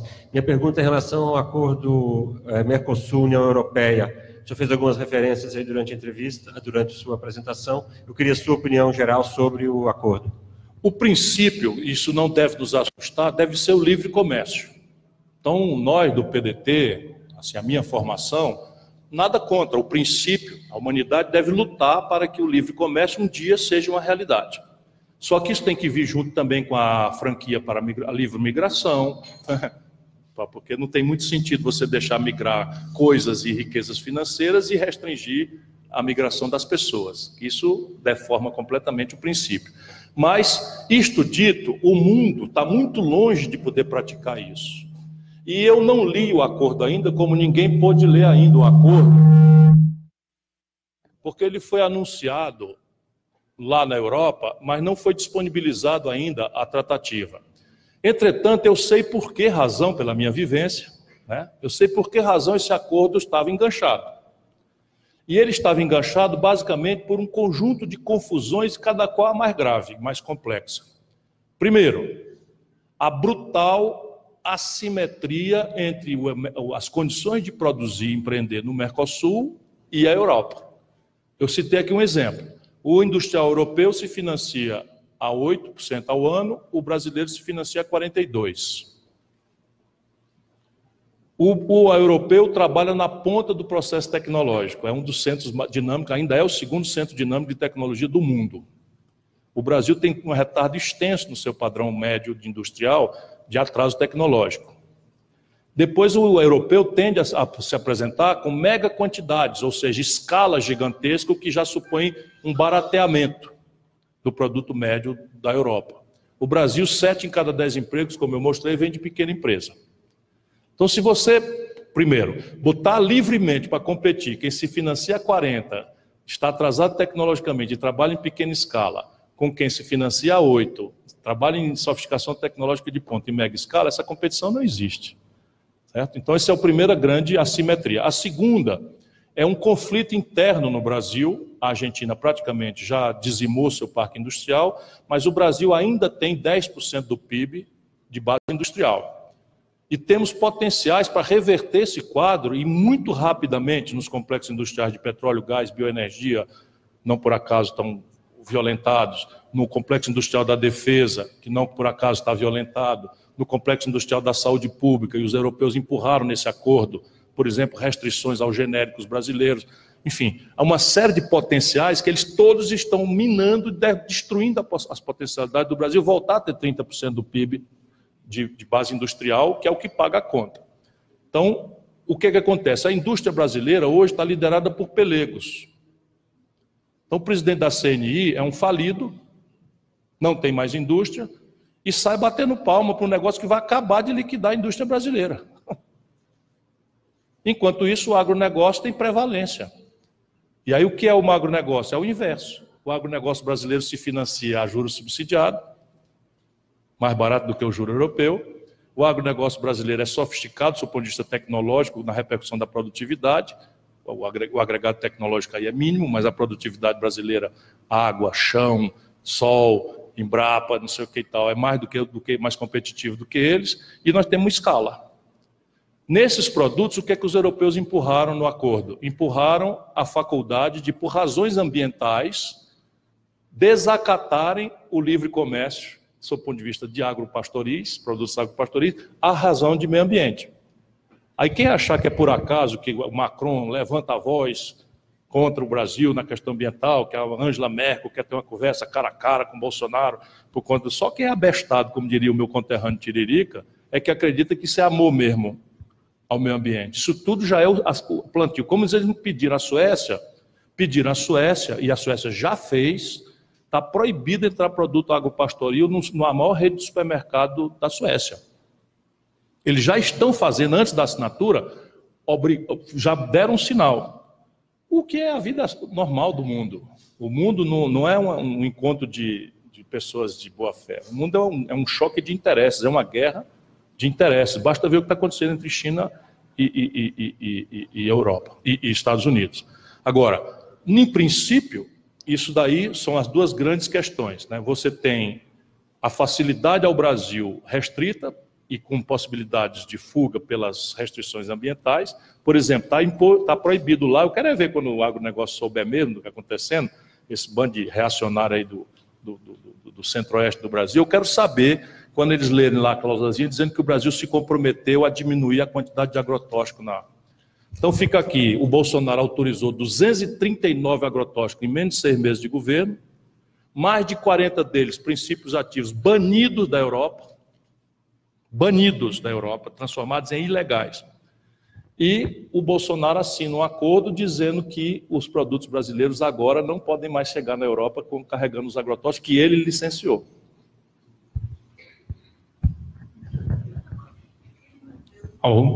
Ele não leu nada, e se lê não compreende. E o Bolsonaro está zangado comigo, eu estou quase com vergonha de estudar as coisas, sabia? Porque na internet diz assim, o Ciro agora quer ser professor de Deus, o cara é sabido e tal. Eu não sou sabido de nada, eu ralo pra cacete. Eu acordei hoje 4 horas da manhã para me preparar para vir apresentar esse negócio para vocês. E aí, agora vamos fazer a apologia da ignorância. A mesma coisa do Lula. Se comparar, é a mesma coisa do Lula. Então o Lula, se o Ciro é grosseiro. Grosseiro por quê? Qual foi a grosseria que eu fiz? Aí eu estou dizendo o seguinte, que a indústria brasileira começou a ser destruída no governo Fernando Henrique, continuou sendo destruída no governo Lula e acabou de ser liquidado no governo Dilma. Isso está aqui os números. Aí é grosseiro. Ciro, bom dia. Wanderson Sabe Lima, quantas vezes na história brasileira o PIB caiu num ano 3,3%? Nunca. Caiu com o PT, com a Dilma. Grosseiro. Ciro, bom dia. Wanderson Lima, do Valor Econômico. Queria trazer um pouco esses números para o campo da política. Os resultados que a gente percebe, eles ainda são muito incipientes, os resultados do governo Bolsonaro. É cedo, claro. No entanto, o presidente fez uma inflexão em relação ao que ele vinha dizendo e passou a falar em reeleição, mesmo só tendo 6 meses de governo. Queria contar um pouco com o seu conhecimento do mundo da política para entender esse movimento, do porquê dele fazer esse movimento tão cedo. Veja, a reeleição, na minha opinião, é uma impertinência grave que o Fernando Henrique introduziu no nosso estrutura institucional. Porque num caso como o Brasil, de uma justiça eleitoral completamente frágil em relação especialmente as novas linguagens de abuso de poder econômico, com fake news, com impulsionamento feito a partir de robôs hospedados em supercomputadores no estrangeiro, financiado com dinheiro estrangeiro, enfim, tudo isso é uma impertinência, já era e continua sendo. Porém, dado que está no receituário brasileiro, o que é que ela na prática virou? Ela virou um mandato de 8 anos com um plebiscito no meio. Isto é o fato. Porque quando você tem uma reeleição, 100% dos eleitores olham por primeiro se vão votar ou não na situação. E depois que decidem que não vão votar, é que vão procurar qual alternativa, porque necessariamente é fragmentária.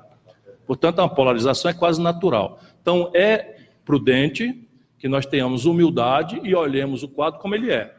Ele, o Bolsonaro, tem um mandato de 8 anos e vai ter que passar por um plebiscito daqui a 4. Qual é a tendência de hoje? A tendência de hoje, por tudo que a gente indica, porque o que importa é a economia e a condição de vida do povo, é que ele não está entendendo o problema, o posto Ipiranga dele não entende o problema e a terapêutica está errada. Portanto, agora o que é que se supõe daqui até lá? Maravilhas ou tragédias do presidencialismo? Uma brutal guinada. Daqui a pouco, vamos lá, o Guedes queima o fusível, ele põe para fora, traz alguém aí. A Dilma não botou o Levi? A senhora não gostou de eu ter mencionado. A Dilma botou o Levi.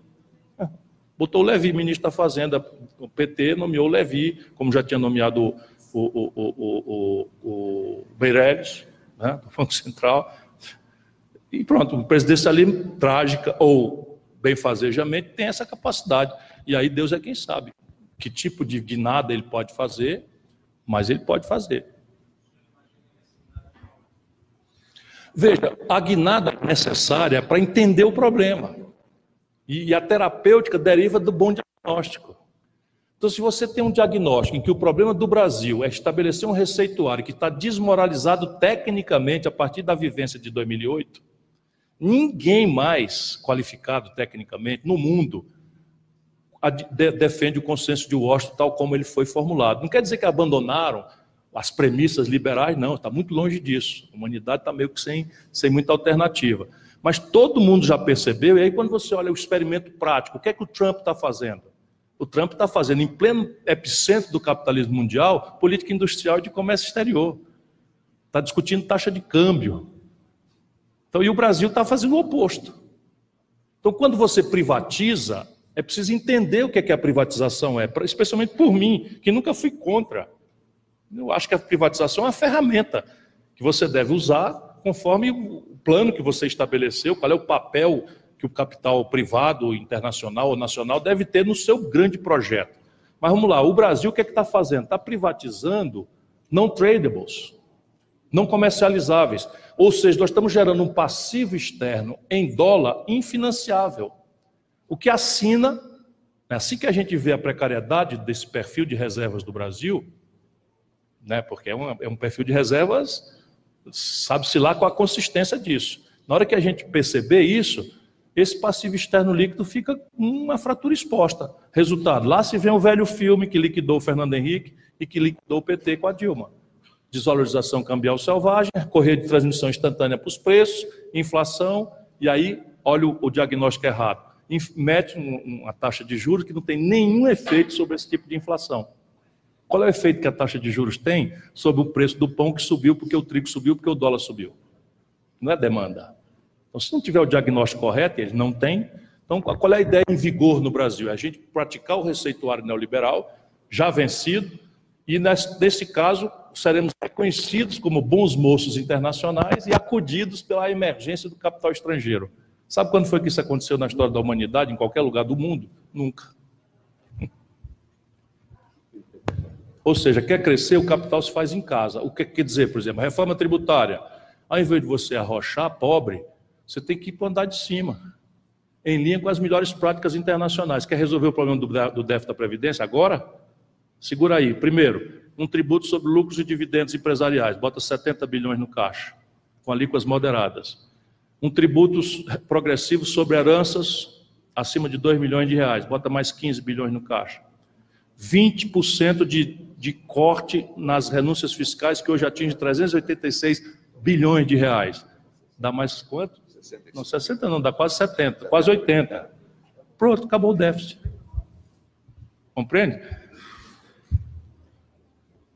Ciro, bom dia. Primeiro, parabenizar essa iniciativa aqui do PDT. Meu nome é Gilmar, sou publicitário e estou aqui como um cidadão comum. Seja bem-vindo. Obrigado. Bom, eu acho o seguinte, na minha visão, deve existir no governo alguém que tenha a mesma capacidade que vocês aqui de chegar num diagnóstico como esse. Tá? Onde que eu quero chegar com essa colocação? Existe uma imbecilização da política, né? Eu não sei se essa imbecilização da política levou a essa polarização. É que nem aquela coisa lá, se vende mais porque é fresquinho, se é fresquinho porque vende mais. O fato é o seguinte, o que cabe a um presidente nessa guerra de narrativa? Porque não é possível que é só uma questão técnica, é muito além do que isso. Qual a sua visão sobre isso? É muito mais do que uma questão técnica, mas é também gravemente uma questão técnica. Mas é uma questão de concepção. Né? Você está na vida achando que a diferença entre as pessoas é uma consequência fatal das forças da gravidade? Eu não concordo com isso. Nós aqui que nos reunimos no PDT, inspirado pelo Leonel Brizola, Getúlio e tal, nós não acreditamos nisso. Nós achamos que estamos na vida para fazer o que tiver ao nosso alcance, para dar oportunidade para as pessoas evoluírem, crescerem, superarem os seus atavismos. Você imagina a desigualdade que é um menino nascer na favela da Rocinha ou nascer na aldeota em Fortaleza. Isso não tem mérito, isso não tem mérito que resolva. É bem verdade que você tem casos extraordinários. A Tabata Amaral nasceu numa favela de São Paulo e está com 2 diplomas de Harvard. Mas é 1 milhão. Como ela diz, a escola pública virou uma usina de destruição de sonhos. Então, e essa gente que está no governo não tem esta concepção. Isso é a primeira grande questão, não tem empatia, sabe? Porque é isso, o Bolsonaro diz claramente, não tenho dúvida de que ele está convicto de que não tem cabimento cobrar imposto sobre grandes fortunas. Porque provavelmente ele não parou para estudar, mas um técnico, que é o Guedes, ele mesmo, dono de uma grande fortuna, diz para o Bolsonaro que se você tributar muito gravemente grande fortuna, há uma fuga. Este é o defeito do tributo sobre grandes fortunas. Só que você tem restrições à fuga de capitais provocada por isso, porque isso é ilícito. Chama-se sonegação. E aí você pode moderar as alíquotas, porque muitos países cobram não sobre grandes fortunas, mas sobre lucros e dividendos. Portanto, você deixa a empresa livre de tributação e cobra sobre a apropriação especulativa do capital. Sabe quanto é que se arrecada de ITR, Imposto Territorial Rural, no Brasil? R$1 bilhão, no Brasil inteiro. Esta enorme fazenda arrecada R$1 bilhão. Sabe quanto a gente arrecada de IPTU? Tu pagando teu apartamentinho e tal? R$20 bilhões. Ou seja, a classe média paga o imposto predial territorial urbano e o latifundiário brasileiro não paga. Então, trata-se de sim, não paga porque o Lula também passou 20 anos no governo e não fez. Não fez o tributo sobre lucros e dividendos. Por quê? Porque quem manda no Brasil, a presidência da República, é só um elemento do poder real. O poder real no Brasil está no bastidor. E aí se está, a que senhor você quer servir? Essa é a grande questão. Depois você tem alguns problemas. Por exemplo, os militares brasileiros, eles têm uma formação nacionalista, importante. Muitas vezes é citada de forma trabiliária, violenta, pela direita, mas o Geisel era um cara que fez o polo petroquímico de Camaçari, destratou o acordo militar subalternizador do Brasil com os americanos, estabeleceu um acordo de transferência tecnológica de fusão nuclear, no acordo das 3 usinas de Angra e tal. O Geisel fez tudo isso. Né? Os militares criaram a Embraer. Né? Tal. O que esses militares aí, 9 generais, oficiais generais, estão fazendo? Entregaram a Embraer pelo preço do Copacabana Palace. Na hora que amadureceram 2 projetos enriquecedores, o KC-390 e o Gripen. Aí o Bolsonaro, qual é o slogan do Bolsonaro na campanha? Brasil acima de tudo. Brasil acima de tudo, cara pálida. O cara está entregando tudo. Vão esquartejar a Petrobras. Isso assim, e eu não sou nenhum fanático em homenagem a corporativismo, não. Não mesmo. A questão é a seguinte, que no mundo do petróleo só tem 80% estatais e 20% um oligopólio. Nenhum país que tem o excedente de petróleo do Brasil entrega para privado. Nenhum. O bem e o mal, vai chegar uma hora que a sociedade vai acordar para essa forma Não, eu estou lutando por isso, porque a sociedade brasileira, machucada como está por isso, ela explode assim, ó, 61 mil estupros, 65 mil homicídios. Já está acontecendo, só que o lumpen não é politizado. O nosso papel é tentar criar uma ferramenta e tentar trazer o debate para a inteligência e não para paixões, hein? Sim, tudo bem. Agora inventaram esse negócio. Mas aí é o seguinte, conheceis a verdade e ela vos libertará. Pronto, falei. Né? Eu conheço a Bíblia. Manuel Dias, meu amigo querido. Chegue para cá. Bom dia, presidente Lupe, deputados, senadores, presidente Ciro.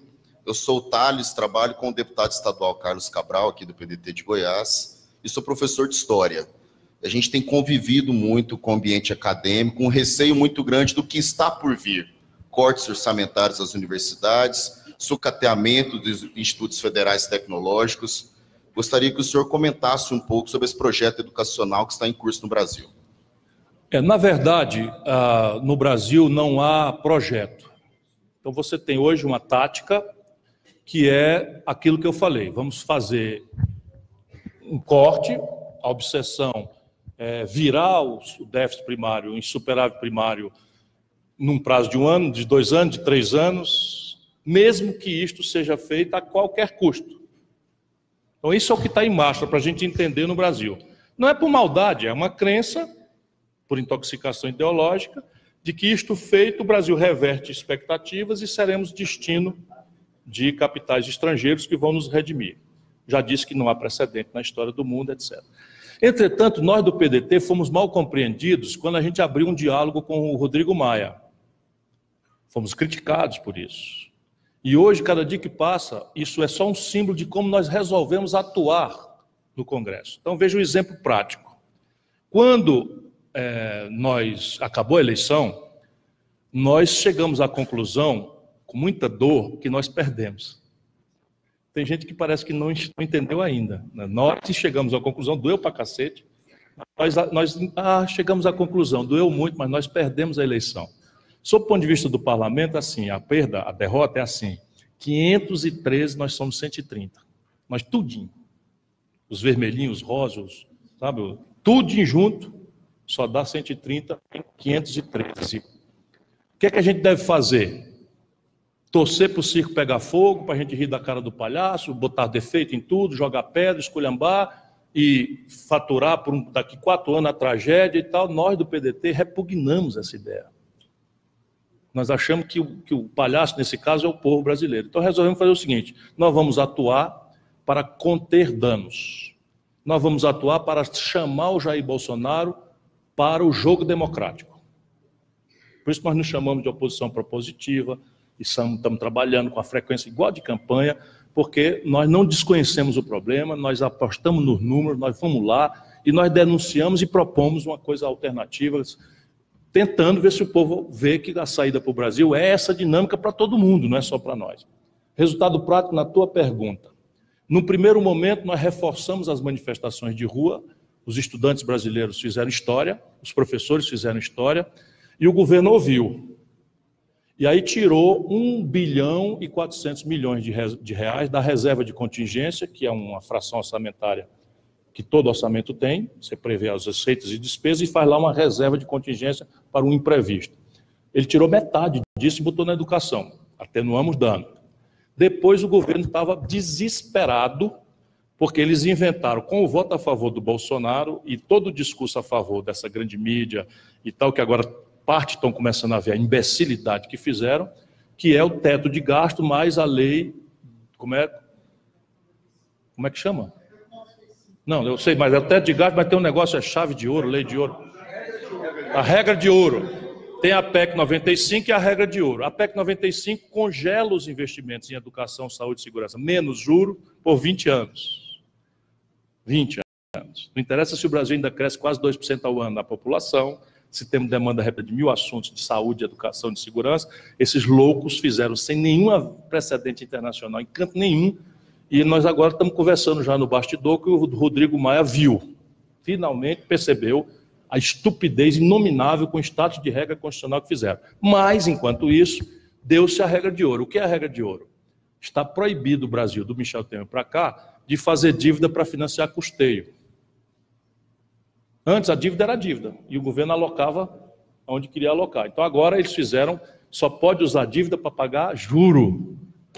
Então não pode pagar salário de professor, não pode pagar bloas, não pode pagar médicos, Polícia Federal, nada.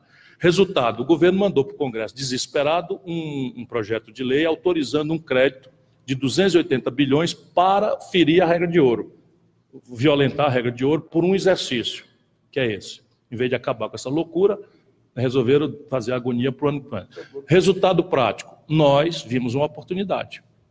E, de novo, porque jogamos o jogo do parlamento, nós metemos a faca no pescoço do governo e arrancamos mais quase 1 bilhão e 300 milhões de reais para a educação. Portanto, daquele grande rombo de 7 bilhões, nós já tiramos 3 de volta. E é o que nós vamos continuar fazendo.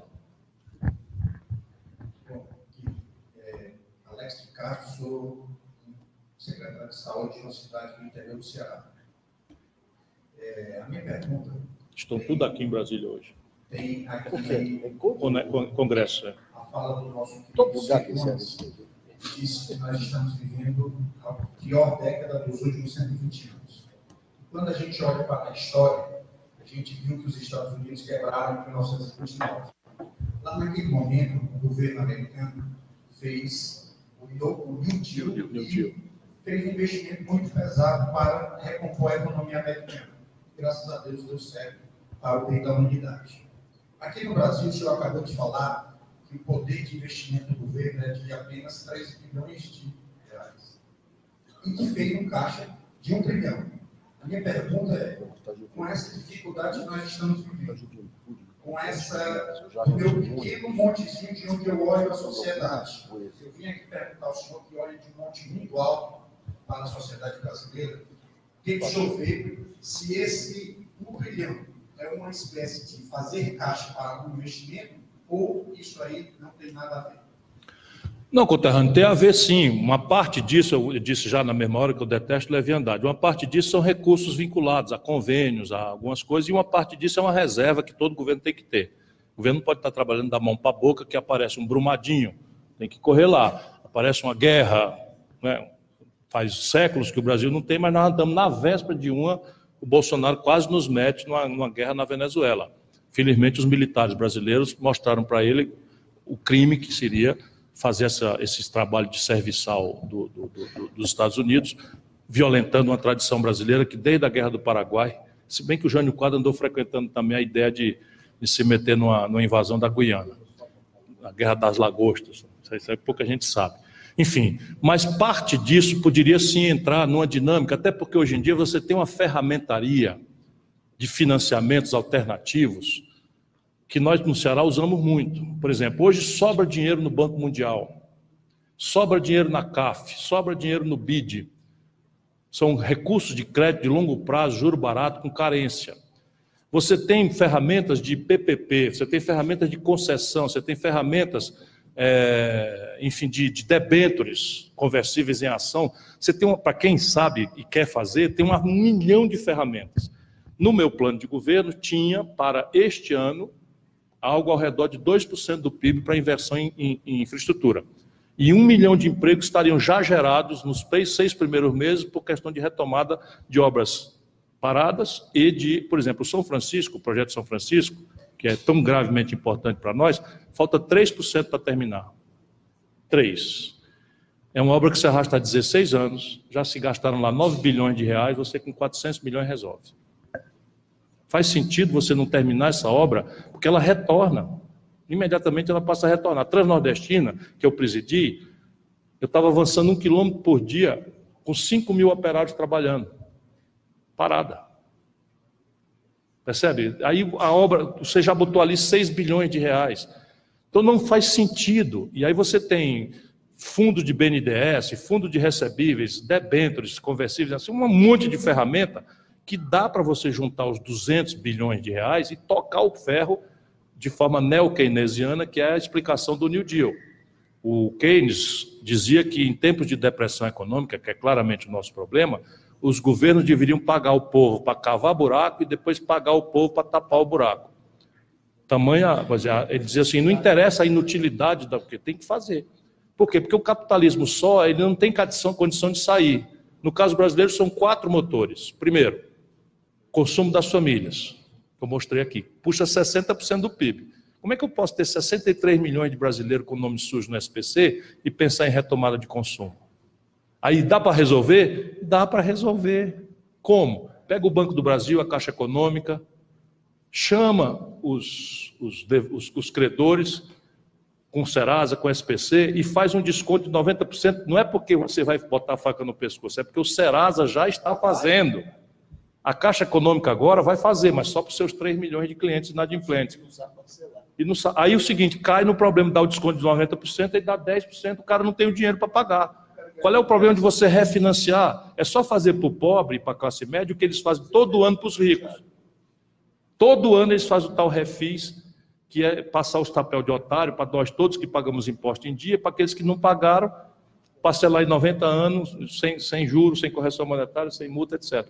Segundo, a questão do investimento empresarial.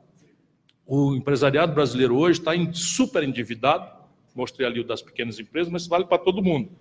E os nossos governos, ao longo dos últimos 15 anos, permitiram o crime sem precedente no capitalismo de concentrar em 5 bancos apenas, 85% de todas as transações financeiras.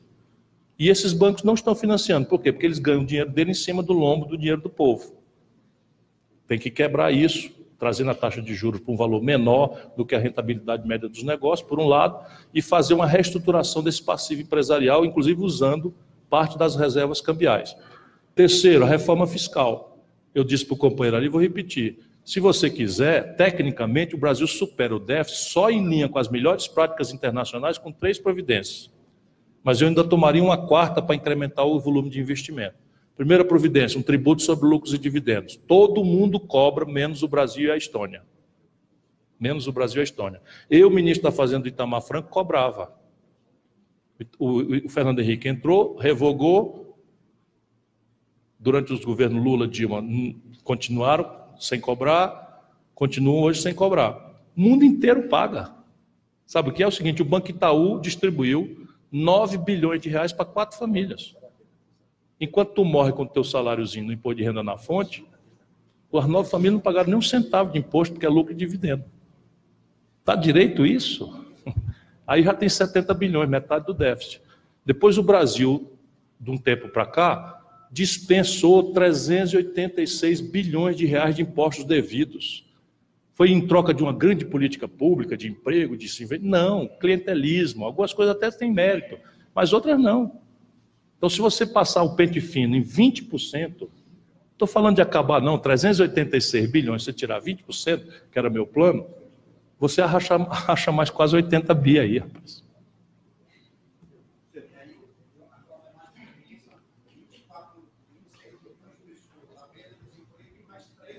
Desempregada. É isso aí. É isso aí. Só fazer uma observação. Meu papel mais chato, mas eu vou pedir a relevância de todos, porque todo mundo aqui tem compromisso. Tínhamos marcado 12 horas o teto. Então, uma pergunta a uma companheira e uma mulher, que a gente não ouviu mulher ainda. E a última, tem mais alguém de imprensa? Só para saber. Não. Imprensa. Tem mais alguém?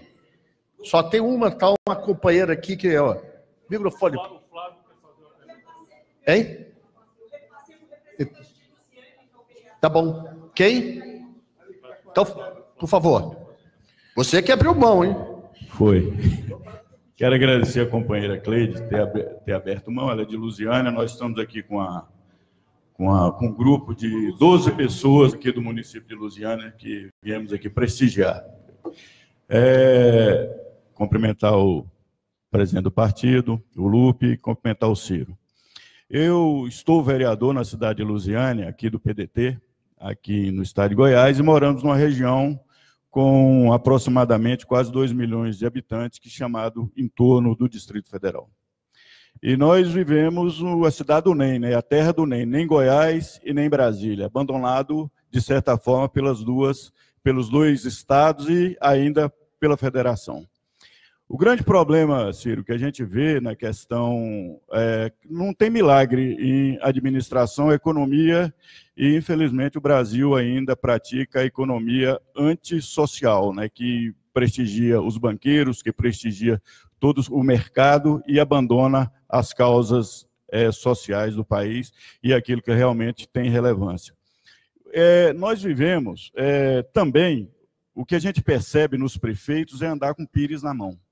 Vem aqui todo ano pedir a deputados, senadores, ministros, emendas para poder fazer alguma coisa no município, até para asfaltar uma rua, porque os prefeitos, eles vivem, além de viver com pires na mão, a gente percebe, o prefeito hoje ele é ordenador de folha de pagamento e não consegue fazer mais nada.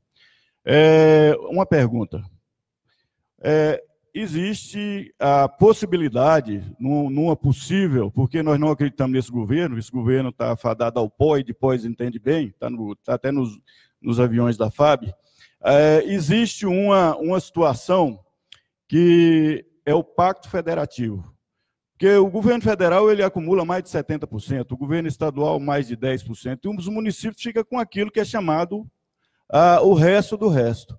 E tudo acontece no município, se não tem professor, se não tem hospital, se o asfalto está furado, se questão de segurança. Eu queria saber com você a respeito disso. O que os municípios, na verdade, podem ter como solução para buscar viabilizar alguma coisa que não seja dessa forma. Muito obrigado. Obrigado a você, meu companheiro. A reforma fiscal que o Brasil precisa só é viável se ela vier acompanhada com o redesenho do Pacto Federativo.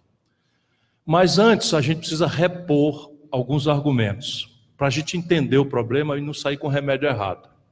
Então veja, a Constituição de 88 é uma Constituição extremamente federativa, extremamente. Eu fui eleito prefeito de Fortaleza e eu usei todas as franquias que a Constituição de 88 deu às prefeituras. E fui o prefeito de capital mais popular do Brasil na época. Eu lembro isso só para mostrar que cobrar imposto é popular, desde que você saiba aplicar corretamente. Então eu aumentei o IPTU, implantei pela primeira vez em Fortaleza o IPTU progressivo, eu implantei o IVVC, Imposto sobre Varejo de Combustíveis, na época era permitido, eu implantei, enfim, estabeleci um critério de fato gerador para o ISS, que hoje é um grande problema, não sei se vocês sofrem isso, mas assim, as capitais, o camarada presta o serviço na capital, mas ficcionalmente bota a sede dele no outro município, para se evadir de imposto, etc. Então, tudo isso eu fiz e tive choque com todo o baronato de Fortaleza e volto a dizer, saí como prefeito de capital mais popular do Brasil, fui eleito governador no primeiro turno, na sequência dessa experiência, e ganhei em todas as urnas de Fortaleza, sem faltar nenhuma. Em 4 delas eu tirei 100% dos votos, não teve nem nulo nem branco. Por isso que eu sou convencido de que a gente tem que desagradar a minoria poderosa e se agarrar com o povão e fazer o que tem que ser feito.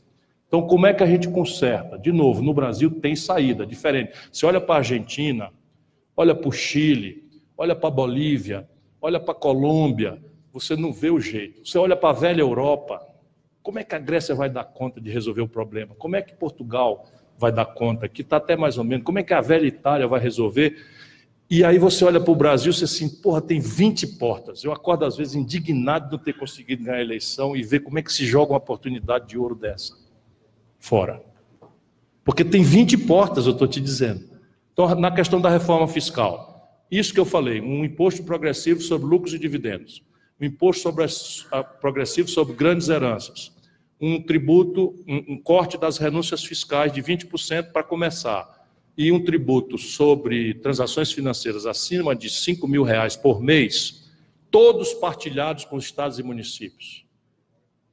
Isto teria a força de restaurar um pouco o Pacto Federativo. Mas deixa eu repor o argumento. Por que da Constituição de 88 para cá o amigo está autorizado a dizer que tudo se concentrou na União? De novo, você vai sempre achar o mesmo problema. Juro alto que o senhor Fernando Henrique impôs e nós nunca mais mudamos. Então, o que aconteceu? Com o juro alto, A dívida pública, quando eu era ministro da Fazenda, 1994, 1º de janeiro, 95, 1º de janeiro, aliás, está fazendo 25 anos que eu ajudei a fazer o Plano Real, contra o voto do Bolsonaro e contra o voto do PT. Na época, os dois votaram contra o Plano Real. Eu estava lá ajudando a fazer, correndo risco, né? E graças a Deus é uma obra. Pois bem, no dia 1º de janeiro de 95, eu entreguei o Ministério da Fazenda. A dívida pública brasileira tinha levado de Pedro Álvares Cabral a Itamar Franco para chegar em 38% do PIB. Lembra que eu mostrei que ela está quase em 80%? Ela tinha chegado em 500 anos a 38% do PIB. E foi uma dívida pública construída pelos nossos ancestrais com uma correspondência de um Brasil de infraestrutura que não tinha e de uma base industrial poderosa que emergiu para o mundo se admirar.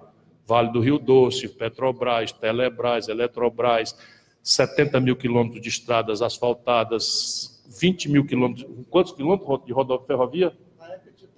33 mil quilômetros de ferrovia, hoje tem o quê? 29 mil.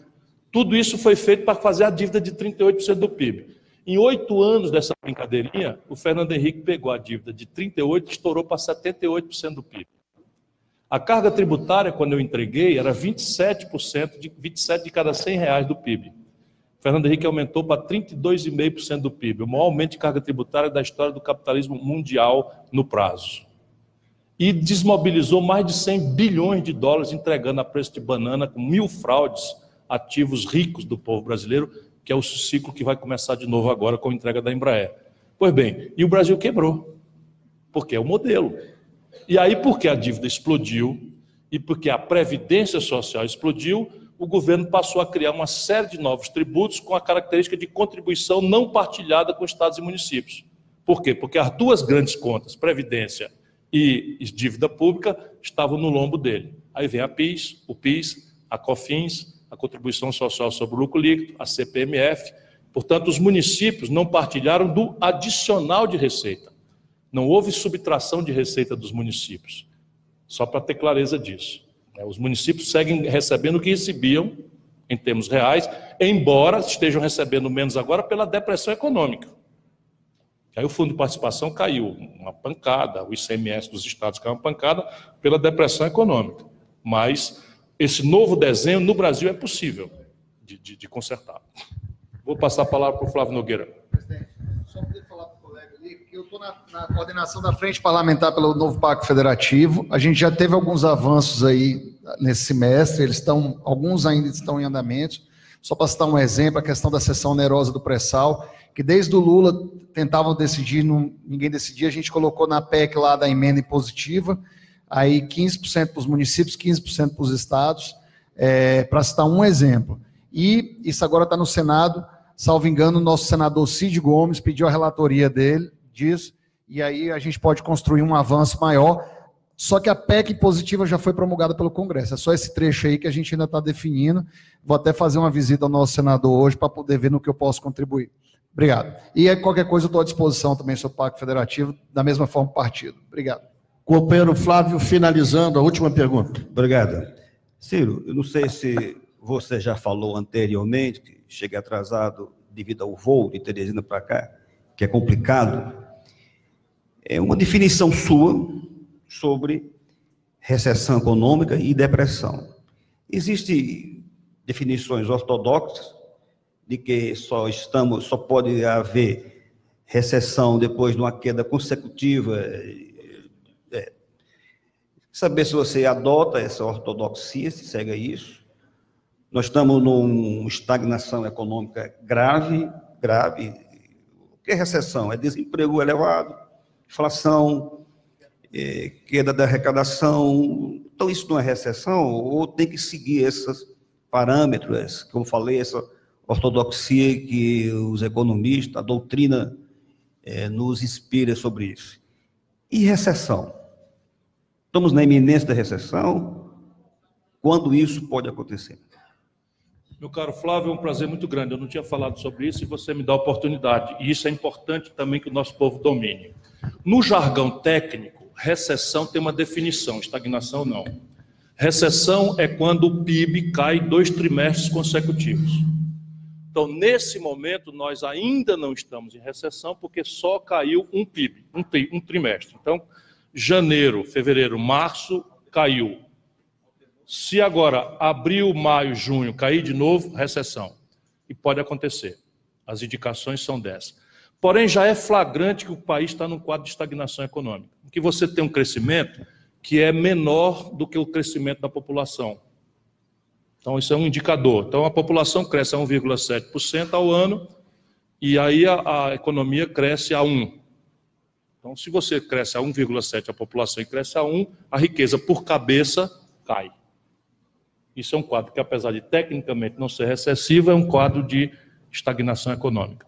E veja como é importante a pergunta do deputado Flávio Nogueira, que, aliás, é sempre muito brilhante nas suas intervenções. Cearense emprestado ao Piauí, lá ele se adestrou mais ainda no Piauí, que aí... O que eu posso fazer, rapaz? Vá atrás que um ancestral seu andou enterrando o umbigo por lá, pelo Cariri.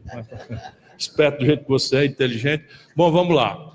Veja o que está acontecendo com o Brasil. Por isso que a gente precisa botar um pouco as paixões de lado, um pouco, nossos... E a vida é feita de paixões, eu sou um apaixonado e tal, mas quando a gente faz determinado tipo de atividade, a gente tem que tentar que a paixão fique de lado para não impedir a inteligência de olhar o que está no nosso nariz.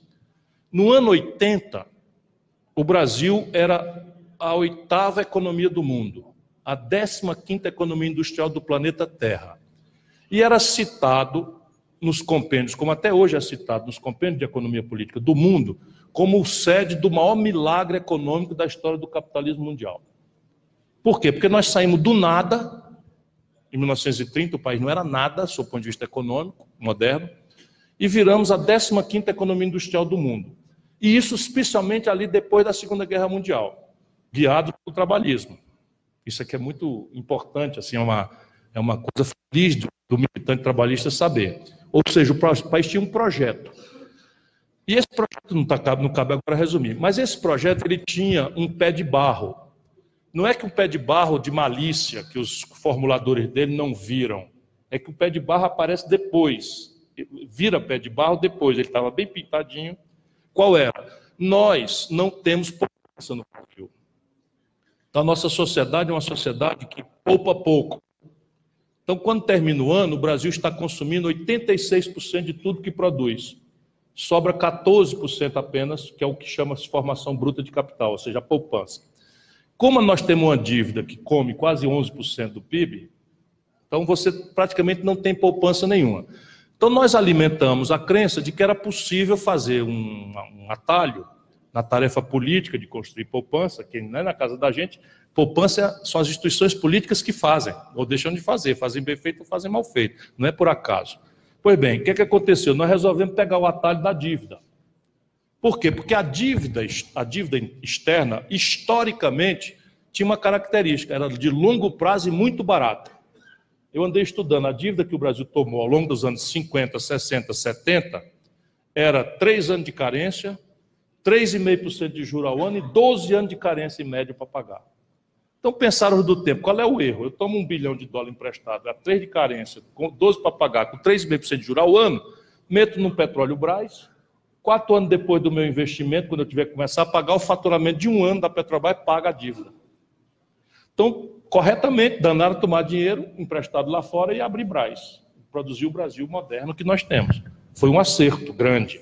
Só que os americanos, de novo eles, ali no ano 80, acabaram com o padrão ouro e criaram um momento de alta, explosiva e unilateral de juros.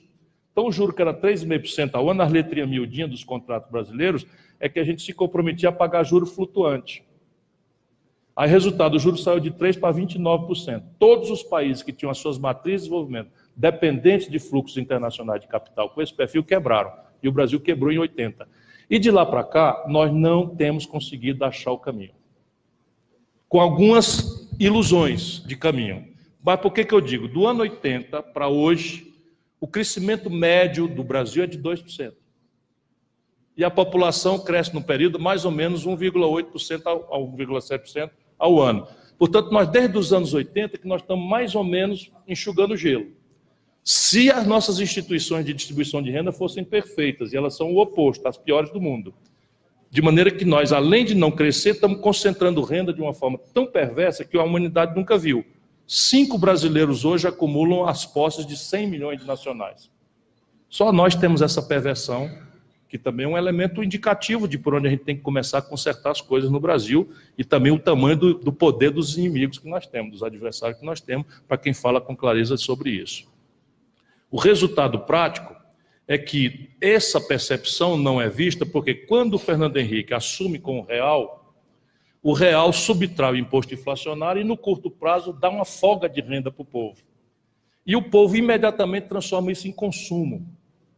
E a base de produção do Brasil está sendo desmantelada desde então. Quando explode o consumo, explode a importação. E aí a gente alimenta a ilusão de que vai pagar importado com soja, milho, etc. Esses produtos que chamam commodities, eles oscilam de preço no mundo. E aí, em momentos de preço alto, a gente faz de conta que está tudo bem e passa adiante. A gente acha que vai chegar no céu. Daí a pouco o país quebra. O Fernando Henrique quebrou o Brasil. Nunca mais o PSDB ganhou uma eleição nacional. Porque o que é quebrar para o povo? É o camarada estar com um padrão de renda e fazendo planos e, de repente, perde metade da renda pela desvalorização do câmbio. Sim. Porque, de novo, pão é trigo e trigo é dólar. Se o dólar era 2 e passa a ser 4, o cara perdeu metade da capacidade de comprar as coisas e fica com ódio. Quando vem o Lula faz o mesmo trabalho, só que foi ajudado por um componente especulativo. Quando o Lula tomou posse, se estivesse tomando posse hoje, o medo do sapo barbudo, a especulação, essa elite esquisita que o Brasil tem, né? O dólar foi a R$ 9,20 a preço de hoje. Veja bem, se o Lula estivesse tomando posse hoje, o dólar que está a 3,80 estaria a R$ 9,20. E o Lula entregou para a Dilma, 8 anos depois, o dólar a R$ 1,75. Tudo a valor constante. Ou seja, o povo com o Lula ganha 4 vezes capacidade de consumo. Mas a indústria foi destruída. Isso. Então, 40 milhões de pessoas melhoraram de renda, passaram ao consumo, passaram a viajar de avião, comprar crediário, etc, etc. E, de repente, os preços das commodities pagam. Né? Nós estávamos vendendo uma tonelada de minério de ferro a 190, estávamos vendendo um barril de petróleo a 110, aí vem a Dilma. Os preços internacionais despencam. O barril de petróleo, que era 110, caiu para 30, a tonelada de minério de ferro, que era 190, caiu para 38, e o Brasil quebra. E o povo fica com ódio e desconstitui-se o governo Dilma, dá-se o impeachment e tal. Na média, entre quebra e ilusão, nós crescemos 2% ao ano, enquanto a gente não organizar um novo projeto, nós estamos estagnados economicamente. Muito obrigado a todos. Vazou, gente. O que reverte recessão é investimento. E o investimento é público ou privado. Sendo que em momentos de recessão, o investimento privado é mais retraído, ele não vai. Não vai por quê? Porque está fechando indústria. Como é que alguém vai abrir uma indústria se está fechando indústria? Por que não vai? Porque a indústria que está instalada hoje está com 75% de capacidade ocupada, 25% ociosos. Então, quem tem que quebrar essa inércia, quem vai primeiro a galinha ou o ovo, é o governo. E o governo que nós temos acredita no oposto. Contra todas as evidências. Todas as evidências. Obrigado a todos. Obrigado, desculpe, mas o avião não espera. Nós temos um avião ali